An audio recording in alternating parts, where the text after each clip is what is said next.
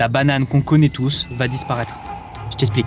En fait, c'est assez simple, 99% des bananes que tu peux acheter en France proviennent d'une seule et unique variété de bananier qui est condamnée.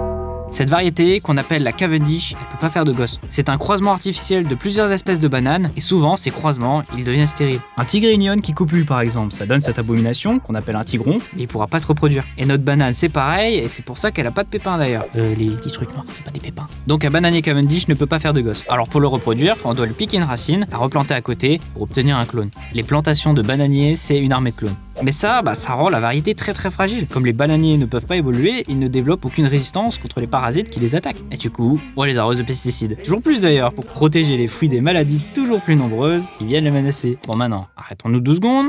Imaginons qu'un champignon finisse par devenir résistant à absolument tous les pesticides qu'on pourrait lui envoyer sur la tronche.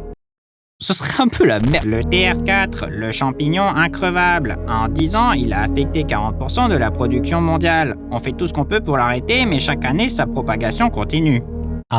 C'est quand même pas de bol que pour des raisons économiques, la totalité des grands exportateurs cultivent exactement la même plante. Voilà, c'est le marché mondial qui va lentement s'effondrer. La banane va monter en prix et va devenir un fruit comme les autres. Bon, et si c'était pas si mal? Vous avez peut-être déjà entendu parler des républiques bananières ou des scandales sanitaires dans les Antilles. Eh oui, l'industrie de la banane, c'est pas toujours des pratiques vraiment jolies pour l'environnement ou les populations locales. Et en vrai, il y en a plus de 1000 des espèces de bananes comestibles dans le monde. Et puis la Cavendish est loin d'être la meilleure. Au 19e, quand ils la voient débarquer, les Antillais l'appellent banane cochon. Ils préféraient largement leur banane locale.